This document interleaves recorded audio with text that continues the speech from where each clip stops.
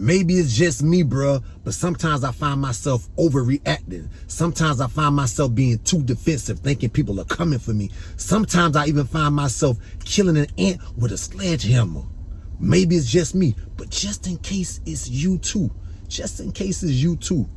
I want to share something that I read somewhere recently with you, bro. Now, I know my people, we don't do the whole therapy thing, and I understand that. For whatever reason, we don't do therapy. I can't say I'm a great fan of therapy because I've never had therapy either. But let me say this to you. Recently, I read behind this guy. He is a cognitive behavioral therapist, a psychologist. And he said something that really, really resonated with me. Before I get into that, let me just say this. I think personally, I believe we as a people can do ourselves a great service if we got in touch with our awareness and understanding of our thought processes. I really believe that we have to get in contact and get in touch with our understanding the way we think. Because sometimes we be dead ass wrong and we be upset with each other and relationships just get dissolved. That could be beneficial to both parties. But back to the doctor. He said something that really, really resonated with me. The first thing he said that there are three musts that we must get beyond in order to stop overreacting and stop being defensive and taking shit so personally in our lives. The first must was a must against self. And the must was, I must do well and find the approval of others, or else I'm worthless. That sounds like Instagram. That sounds like Facebook. If you don't do well, or if you don't find the approval of others, you're more likely to be anxious. You're more likely to be depressed. It's just a horrible space to be in. The second must is against others. You must treat me reasonably, kindly, and respectfully, or you ain't no good. This also causes anxiousness. It causes us to be antisocial. It causes us not to trust one another. It even causes us to be violent when you think someone is being disrespectful to you. The third must is a must against situations. Life must treat me fairly, be easy, and hassle-free, or else life is awful. Now, this is dangerous, man. If you think life is awful, you lose hope, despair. And without hope, there's no hope. There is no hope. But luckily, this guy also, he garnered a technique that he called the ABCDE technique. And I found this fascinating. And this is the part that I really wanted to share with you. Again, I know we don't do therapy, but I tried this out, bro. And for me, it's been effective. It's been cool. And I think if you just listen and be open-minded, it's something that you can try for yourself and you'll find it helpful. This is what the ABCDE technique is. Just say you riding down the street and somebody cuts you off. The first thing you normally would do would get upset, call them out their name, blow your horn, maybe chase them down, whatever it is you do. Prior to doing that, start with A. Identify what activated the situation, which is simple enough. Just go with the facts. Don't implement your feelings in it yet, just the facts. The fact is what activated this person cut you off. B, what do you believe about what happened?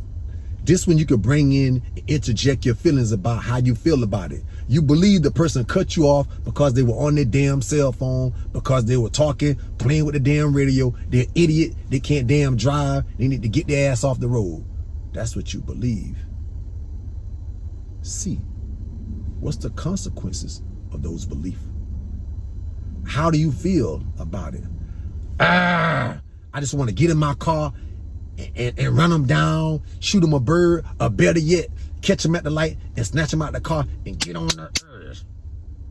That's the consequences of what you believe. D, this is where it gets interesting. This is where it's sweet to me.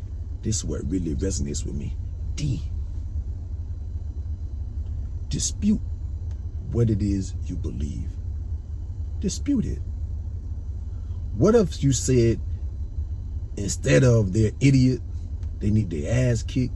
What if you said to yourself, maybe his wife is in labor. He's trying to go to the hospital. Maybe his kid is sick in school and it's an emergency. Or maybe he just didn't see me. I did it before. Cut somebody off and didn't see him. It wasn't personal. Something just happened. And E, lastly, how does you disputing what you believe affect you? If you're a reasonable person, like you would want other people to be reasonable, I think you would feel better about the situation. I think you wouldn't take it to heart so much. I think you wouldn't take it so personally, as if this person woke up this morning and said, I'm gonna find you in particular and I'm gonna cut you off in particular because the world is against you. I am against you. Everything is just against you.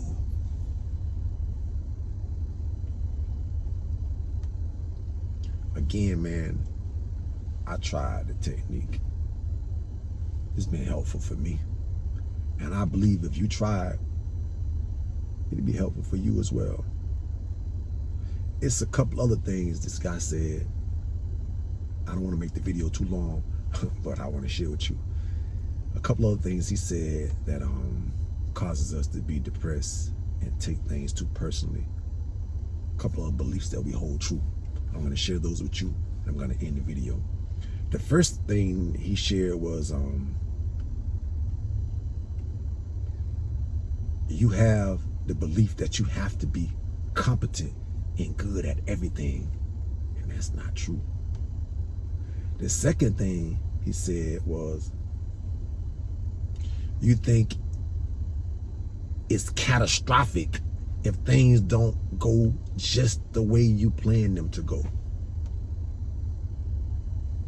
Debilitating mindset. Number 3, and I found this really interesting as well, is you don't believe you have control over your own happiness. You give someone else the power over your happiness. Number 4, he said, you believe you have to find someone that is stronger than yourself. You believe you have to find someone that is stronger than yourself to defend you so that everything will be okay. This is especially harmful for women. Sister, you already enough. You ain't gotta find nobody else. You strong enough. You strong enough. You built with everything you need in order to survive. Whoever you believe created you, they know what they were doing. You got this. You got this. Number 5, he said, you believe that your past history, you believe that your past history is a perfect indicator of what's to come in your future. So you think whatever's gonna happen is pretty much what has happened and it will continue to happen. So hey, whatever.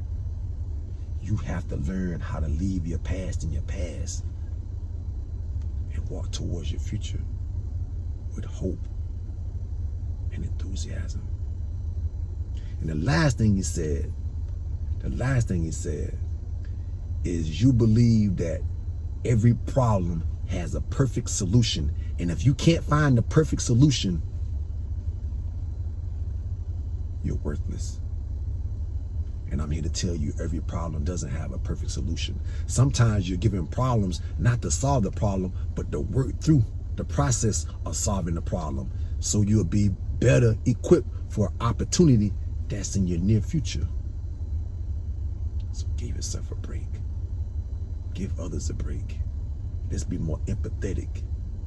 Let's not believe that every time somebody does something that we don't like, they're coming for us. Let's not take everything so personally. Let's grow up and move forward. If you enjoyed this video, if you got anything from the content in this video, my purpose is solely to help someone. Please help me help by sharing the video, by sharing the content. Leave a comment, subscribe. Again, I don't do this for me. I do this for the people that I am able to help. I just want to serve. Service is my salvation, bruh. Service is my salvation. My calling, my job is not to be a millionaire.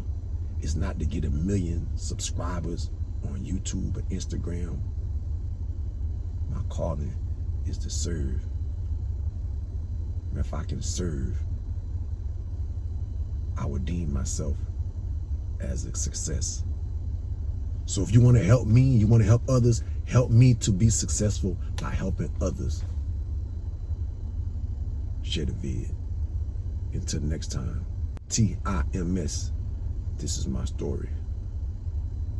And your boy approved this message. Peace.